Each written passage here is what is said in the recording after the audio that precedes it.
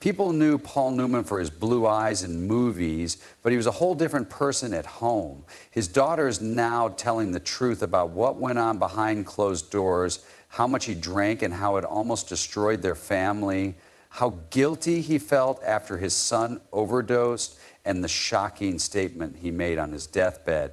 What you thought you knew about Paul Newman will change after reading this. He was born in Cleveland Heights, Ohio on January 26, 1925. Arthur Newman, his father, was Jewish and the son of refugees from Hungary and Poland. Teresa, his mother, was Slovak or Czech. He had a successful sporting goods shop with his parents in Shaker Heights, a wealthy Cleveland suburb.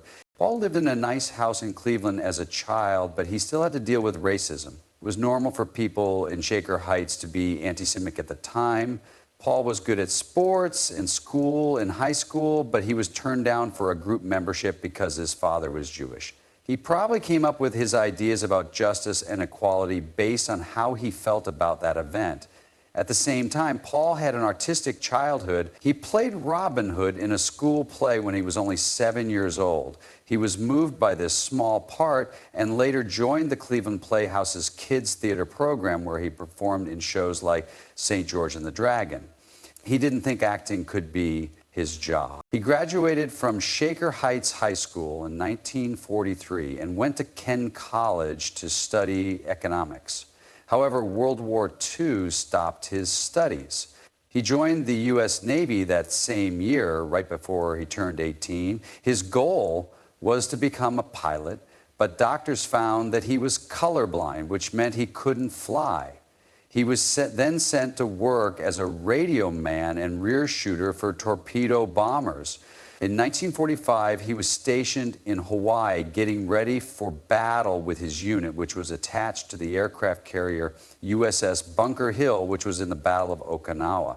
While they were getting ready to leave, though, their pilot got an ear infection that kept the crew from going. Kamikaze pilots struck Bunker Hill and killed a lot of sailors, many of whom were from Paul's unit. He might have been one of them if he hadn't had that ear infection. After his service was over, he got awards like the American Air Campaign Medal and the World War II Victory Medal. But what was more important was that he changed after leaving the Navy. The time he came very close to dying changed the way he thought about life. He felt like he had been given a second chance and couldn't waste it. When he went back to Kenyon College after the war, he was less interested in business. In plays like Charlie's Aunt, where he played a guy dressed as a woman, he joined the drama club they had. He wrote and directed a silly student musical that made fun of life on college and was very funny. He had trouble in school, but theater gave him something to do. Being kicked out of Ohio University wasn't the end of the world. It pushed him towards something better. After Newman graduated from high school in 1949, his life took a different turn when his father died in 1950. He was now in charge of the family business, the Cleveland-based Newman Stern sports goods store. He had never run a business before, but the store had been open since 1915 and was one of the biggest in the city. For 18 months, he felt stuck in a life he didn't want. He later revealed that he was running away from that world instead of welcoming it. Leave Cleveland and go to the Yale School of Drama in 1951. This was a big step for him. He first wanted to study directing because he still didn't think he was good enough to be an actress. His time at Yale was short, though, because he moved to New York City to train with Lee Strasberg at the famous actor studio. There, he learned method acting skills that would shape his roles for the rest of his career. In 1953, he got his big break when he got a part in a Broadway play written by William Inn. The lead part of Hall Carter was his, but director Joshua Logan didn't think Newman was right for the part, so he was called in to play a minor role named Alan Seymour. Even though it wasn't the part he had hoped for, Picnic was a big hit. It ran for 477 performances and got great reviews. It also put him in touch with Joanne Woodward, a young actor who was working as her understudy. At the time, neither of them knew that this meeting would lead to one of the most famous marriages in Hollywood history. Newman also worked as an understudy for the lead part to get ready for bigger roles in the future. His first movie, The Silver Chalice, was a failure, and he played a Greek craftsman named Basil in it. Newman should have had a big break in his career when he made a silver bowl for The Last Supper, but the movie was a mess. People who saw it thought it was dull and over the top, and Newman later said it was the worst movie made in the 1,950. As he felt so bad about himself that when the movie came out on TV in 1963, he put an ad in Variety saying he was sorry for his part and asked people not to watch. But that plan didn't work out as planned because his explanation made people curious, which led to more people watching the show than planned. Even though he was upset about failure, the movie got him a Golden Globe nomination for Most Promising Male Newcomer. This showed that people still saw his promise. The 1956 movie, Someone Up There Likes Me, almost went to James Dean. Dean had been cast as Rocky Paciano, a boxer, but the part was left open after Dean's terrible car accident. Newman took over and turned what was going to be another boxing story into a movie that people will remember. It was a performance that felt real and showed Hollywood that he was more than just a good-looking newcomer. He played Paciano as a man who was tough but also sensitive, angry but also charming. The film's rough style was ahead of its time and helped make classics like Rocky and Raging Bull possible. It also had a lot of great players in it. In the movie Future Stars, Pier Angeli played Graziano's wife, and Steve McQueen and Robert Loggia got their start with small parts. The movie was even more powerful because it won 2 Academy Awards for Best Cinematography and Best Art Direction. More importantly, it showed that Newman had what it took to be a main man. In 1958, 2 years later, he played the role that made him famous, Brick Poulet, a former athlete who was stuck between alcoholism and personal fears. He starred with Elizabeth Taylor, and the way they interacted on screen made every scene feel exciting. The story looked into big ideas like family problems, greed, and holding back emotions were big parts of Brick. Brick was played by Newman with quiet determination, and he showed pain beneath his cool exterior. Both audiences and reviewers praised his performance, and he was nominated for his first Academy Award for Best Actor. This showed that he was more than just a good-looking face. The movie was a big hit. It was nominated for 6 Oscars, but didn't win any. It made Newman one of the biggest stars in Hollywood for good. It was a surprise that filming in color brought out his beautiful blue eyes, which became one of the most talked about parts of his appearance. Newman was at the top of his acting game by the early 1000s. In 1961, he played Fast Eddie Felson in the movie The Hustler. Felson was a small-time pool hustler with big dreams. He looked great, was very powerful, and had a lot of moral problems. Newman made the character both cocky and weak, which made him one of the most memorable bad guys in movie history. 9 Academy Awards were given to the movie, and Newman got 1. The next film was HUD, a Western thriller that came out in 1963. Hud Bannon, played by Newman, is a selfish rancher who is at odds with his father. Hud was not like most Western heroes. He was careless and had moral problems. This made him a new type of character for Hollywood. The movie won 3 Oscars, and Newman was nominated for another one for Best Performer. In the 1967 movie Cool Hand Luke, Newman played Luke Jackson, a rebellious prisoner who won't be broken by the system. It was another unforgettable performance that made the movie a cultural landmark. People still talk about this line from the movie. What we've got here is failure to communicate. St. Martin's character said it, but Newman was always linked to it. He was up for another Academy Award, which would add to his rising fame. People talked about his blue eyes all the time. They were as well known as his movies, but Newman never let his looks define him. He once said as a joke that his gravestone should say, "Here lies Paul Newman, who died a failure because his eyes were blue." They met in 1953 while both were practicing for the Broadway show Picnic. Paul Newman was with Joanne Woodward. Back then, Newman was married to Jackie Witt and had 3 kids with her. Woodward, on the other hand, was seeing famous people like Gore Vidal and Marlon Brando. They got along right away, but at first it was just a friendship. After the fact, Newman said that he liked her right away because she was independent and modern while he was more tradition. He found this even more interesting about her. Things changed between them when they got back together in 1957 to work together during the long, hot summer. His marriage was over by that time. After he got divorced, Newman married Woodward in Las Vegas in 1958. They went to England for their vacation and then came back to start their life together. Newman felt bad about how he handled his divorce, even though he and his wife were excited about their new marriage. He later admitted that he didn't explain it well to his children. Still, his love for Woodward was so strong that he once said she gave birth to a sexual being inside him. This was how their marriage would be for the next 50 years. They had been together for 50 years, which was a big deal in Hollywood. They loved each other very much. But their marriage wasn't always easy. I have steak at home. Why should I go out for hamburger? Was a famous thing Newman said about his devotion to Woodward. He meant to show his devotion, but it also made a reference to the temptations and the problems they were having. One of those problems was that he drank too much, and another was that his son, Scott, died of a drug overdose in 1978. The family was hurting from the loss. Melissa Newman, Newman's daughter, later said that her parents worked hard to stay together even when things were hard. Newman and Woodward moved to Connecticut so that their three girls could have a calmer life away from the stress of Hollywood. Newman often said nice things about Woodward and said she was the reason he stayed together with her while they had their own kids.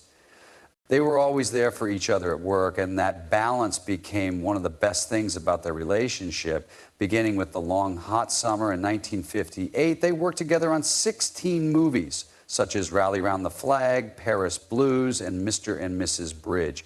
Rachel, which Newman directed and Woodward starred in, was one of their most well-known projects together. The movie was up for a lot of awards and got good reviews. Newman later directed The Effect of Gamma Ray on Man, In the Moon, Marigold, and The Glass Manager, which they all worked on. Their works stood out because they could bring out the best in each other. In the past, Newman said that their success was due to lust, respect, and patience. The love they had for each other was real but not perfect. They also knew that marriage was hard work. According to Newman, all the misdemeanors, betrayals, and difficulties have kind of evened themselves out over the years. Their girls said that their parents fought a lot, but were just as determined to make things right. Newman's famous burger remark is said to have upset Woodward because she thought it made their relationship sound too easy. They had trouble with their marriage at times because Newman drank too much, but therapy, determination, and getting to know each other well helped them get through it. Both Newman and Woodward enjoyed different hobbies. Newman liked racing cars, and Woodward liked knitting. They both loved helping others.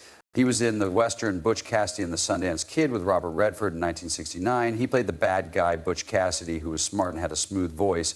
In the movie, Redford played Sundance, the quieter but more dangerous half of the pair. The movie was smart, funny, and full of charm, and their chemistry made it stand out. It wasn't just another Western. People really liked it. It made over $100 million, 0 cents, around the world and was nominated for 7 Academy Awards. The heart of the movie came from Newman's playful acting, which showed that even bad guys could be likable. In 1973, for The Sting, they worked together again after 4 years. In this case, they were not criminals in the Wild West, but con artists in Chicago in the 1930. Henry Gondorff, played by Newman, was a seasoned con artist who knew all the best ways to get what he wanted. He made the figure calm, sure of himself, and always in charge. The movie won the Academy Award for Best Picture and made $156 million, 0 cents, around the world. Redford told most of the story, but Newman's acting gave it more style and depth. He became a Hollywood star thanks to these 2 movies, and his work with Redford became one of the most famous in movie history. He had shown that he could play more serious parts without being mean by the 1980s. Back in 1981, he played Michael Gallagher, a man who a reporter wrongly thought was guilty of murder. The movie wasn't just a thriller, it also showed how dangerous it was. Newman, who played Gallagher as a man who was trying to clear his name. He played the part with a quiet intensity that got him nominated for an Academy Award for Best Acting.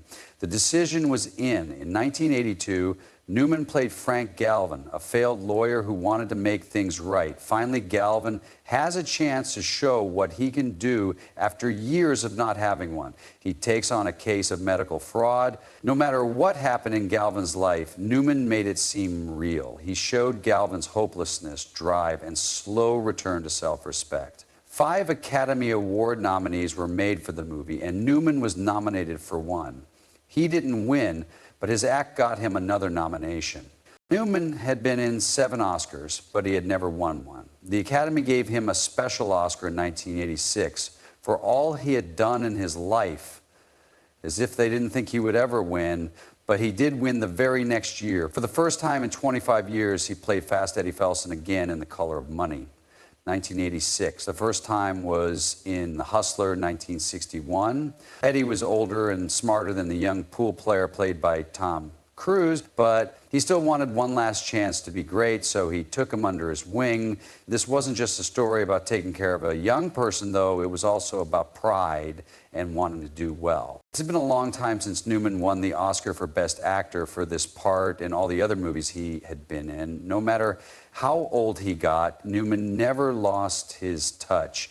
He played a grumpy but likable handyman in a small town in the 1994 movie Nobody's Fool. Even though Sully had a lot of bad things happen to him, Newman made him funny and friendly, which made him one of the most likable characters in his career.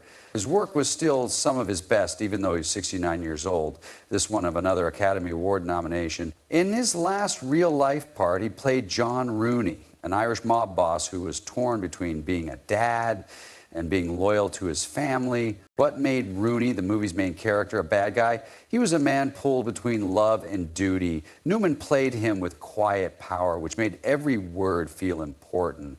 His work had lasted more than 50 years, and it was a fitting end. When he was nominated for his last Academy Award for Best Supporting Actor, he was 77 years old at the time. Paul Newman was a big star in Hollywood, but his life was far from perfect. Self-doubt, being a dad, and drinking were all hard for him. Aside from his close friends and family, not many people knew about this part of him until he wrote his autobiography, The Extraordinary Life of an Ordinary Man. Newman never really thought he was skilled. He felt like he was pretending to be someone else, and he thought that his good looks had given him chances he didn't deserve. Afraid that people would find out he wasn't as good as they thought, he said he was always worried and full of doubt. It didn't matter that he was in movies like The Hustler in 1961 and Butch Cassidy and The Sundance Kid in 1969, he still felt weird. Having these questions was a big part of his childhood. His mother treated him like a trophy instead of a son, and his alcoholic father hurt him so badly that they would never fully heal. His second wife, Joanne Woodward, helped him feel good about himself because she saw something in him that he told her he should be proud of being a sex hero. But that didn't make him believe her. He never knew if people liked him because of his skills or just how he looked. He made it clear in his autobiography that he wanted to destroy the perfect image that people had made of him and show the world the real him. His problems were not just with himself.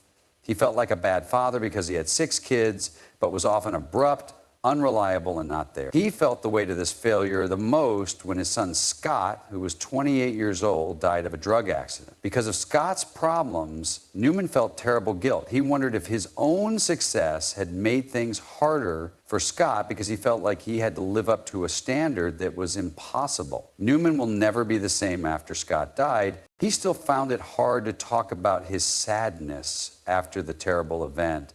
In the end, his daughter said they didn't fully understand how much pain he was in because he never talked about it. He instead focused on doing things. He opened the Scott Newman Center in 1980 to teach young people about drug abuse.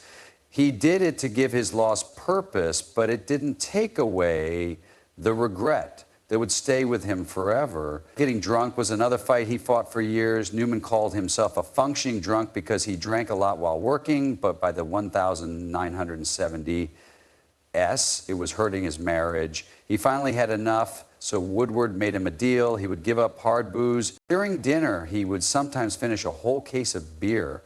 Not only did his drinking hurt his personal life, but it also hurt some of his most famous jobs. In the 1982 movie, The Verdict, he played a lawyer who was drinking too much and wanted to change. He felt like the part was a stretch because many of the problems his character had were the same ones he was having. Even earlier movies like 1976's Buffalo Bill and the Indians showed how he really felt about drinking. Newman still found a way to get back in charge, and it wasn't acting, it was fast.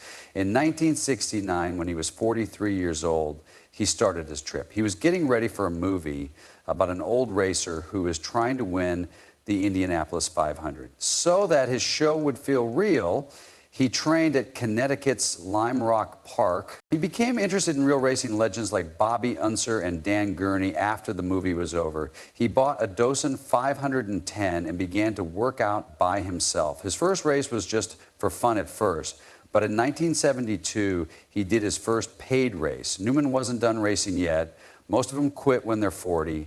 He was as disciplined in racing as he was in acting, and he didn't count on his fame to get him jobs. Small races in the Sports Car Club of America helped him get ahead because he was so good behind the wheel. Over time, he became one of the best amateur racers in the country. By the end of the 970S, he had 6 Seiko wins under his belt. He wasn't just an actor who liked cars, he was a real race car driver. Then, in 1979, when he was 54 years old, Newman did one of the most amazing things in time trials.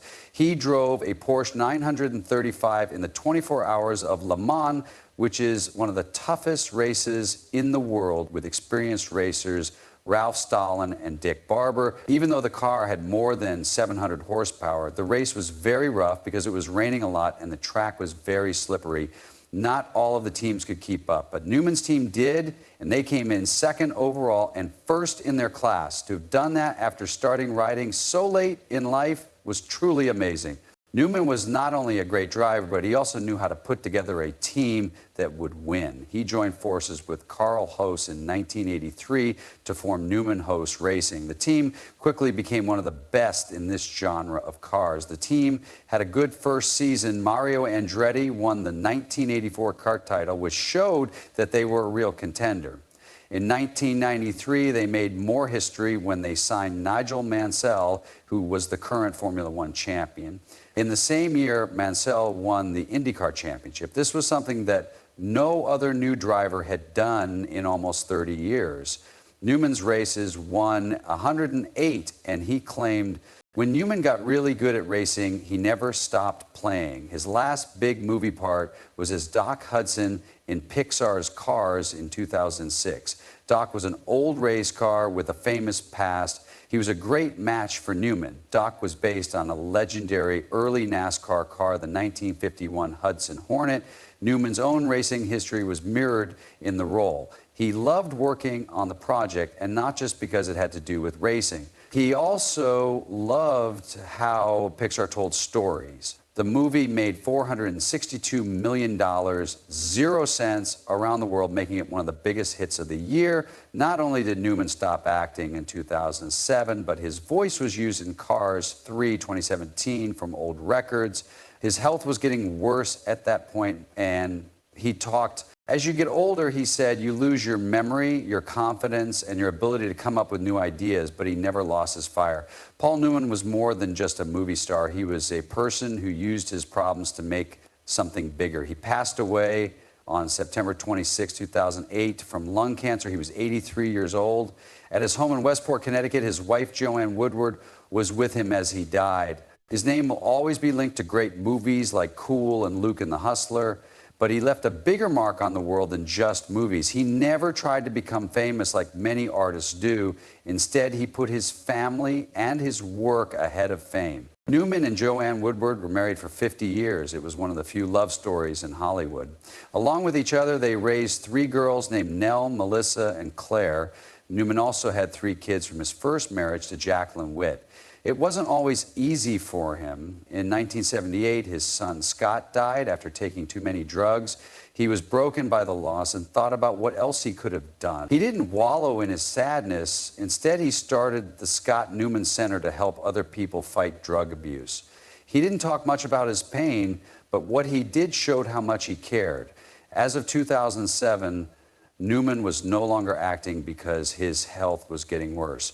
His spirit was strong even though his body was getting weaker. They wrote about some of the real things about him. In his autobiography, one of his children, Melissa, wrote about how he had trouble with self-worth. He rarely talked about how his youth shaped him. The man he lived with was absent and demanding, and the woman who loved him too much made him feel uncomfortable. Newman was hurt in the beginning, but he found a way to move on. Another of his daughters, Clea, says that he was truly happy when he helped other people. She now works for the Serious Fun Children's Network, which is a group of camps around the world for kids with serious diseases. When she goes to see her dad, she often feels his presence and knows that he is there. Of all the things he did well, one of his biggest was starting Newman's Own with author A.E. Hotner in 1982. A simple Christmas gift set the ball rolling. Newman made his own salad dressing and gave his friends boxes of it. He chose to sell them because they loved them so much. Newman and Hotner put up $20,000, 0 cents to start the business, but they didn't plan to make any money. They planned to give all the money they made to charity. As the business grew, it added things like spaghetti sauce, popcorn, frozen pizza, wine, and salad dressing. People loved the products, but they also loved the goal by 2022. Newman added his sense of humor to the brand by writing catchy slogans like "Fine Foods Since February." Newman, his own, helped people in need by giving more than $600 million, 0 cents. He gave a lot of money to Serious Fun Children's Network, which runs the camps that his daughter Clea now helps. Through the Fisher House Foundation, the company also helped military families and gave money to community projects in Kenya. Newman was in charge of the gifts until 2 years before he died. He started the Newman's Own Foundation, which is still going strong today, to make sure his work would live on. He had a dream that business could make a difference. It might not only make money, but also make things different.